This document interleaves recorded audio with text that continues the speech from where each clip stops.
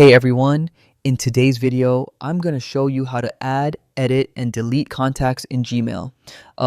Managing your contacts the right way can save time and, keep everything super organized. So let's jump straight in. First, sign into your Gmail account.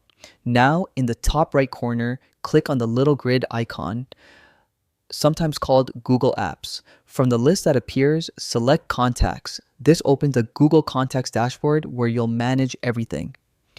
To add a new contact, look to the left sidebar and click on Create Contact. You'll get a form where you can type in details like name, email, phone number, and more. Once you're done, hit Save at the bottom. Now, let's say you need to update someone's info. Just hover over a contact in your list and click the little pencil icon. This opens their details and you can tweak names, numbers, or emails. When you're finished, don't forget to save.